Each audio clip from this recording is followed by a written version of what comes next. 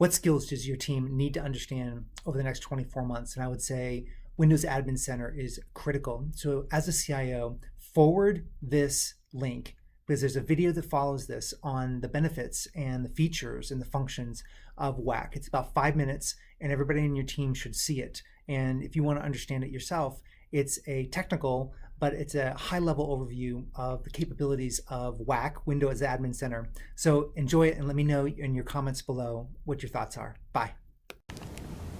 And so what does Windows Admin Center give you? It gives you a couple of good things, but what I really like is this red piece here, roles-based access. How many times do you want to give someone just a little access to your servers, right? The developers, maybe. Maybe you have a super user you want to allow to do things, but you don't really want to give them good access. And in the past, delegated access, kind of questionable in some cases. So one of the things that you get is that roles-based access. Another thing you get is lots of Azure integration. And of course, this is a Microsoft-centric slide, but those integrations can be third-party hyper-converged, and more importantly, they made the whole thing extensible. So you can get in there and control some pieces of AWS, infrastructure as a service, your colo at Rackspace. Who knows what you can control, but you can control just about anything as long as you have started the upgrade process. So can you do role-based access in Azure? Yeah.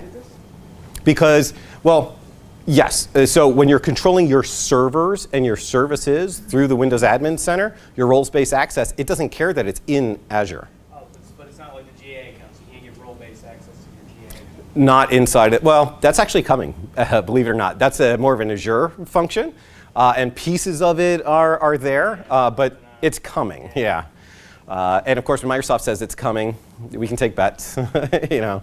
But for the non-infrastructure, for the non-cloud management pieces, and you're actually managing the servers, Active Directory, the backups and pieces, this will give you the roles-based access into that. Even sub-access of a server. So you can give people administrative control over pieces of the server without making them an actual local admin on the server. Usually that was an issue when you have different types of service desks or developers need to have some access, but you don't want them to turn off firewalls, things like that.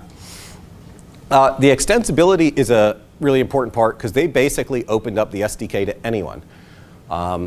You know, my prediction on why they did that is because they sat there and they said, oh, well, we're going to make this the only way you can admin systems in the future. So if you want a tool to work, you better start adopting. And they opened it up. And sometimes when Microsoft says they opened it up, it's, yeah, if you're a platinum partner and all kinds of other rules. No, it's all right there to download. You could even have your own custom tools plug into this without even talking to Microsoft. So extensible really does mean extensible for once. And then what you get for it is you do get the single pane like we talk about. But what I like are all of these consolidations. I like the fact that someone can complain and say, my PeopleSoft is slow, and I've got one customer where the databases are at a colo, some of the application servers are at Azure, and then for some reason some of the client access servers are on-prem. It's a kind of a homegrown adaptation of PeopleSoft. It's really ugly. With something like this, though, I can see all the logs for all the servers. I can see the CPU and performance counters for all the servers. If I want to get in there and start troubleshooting, it's all right there. And on one hand, that sounds simple, but in production, having had to do it a lot, it's really not that simple. What I also like is noise reduction.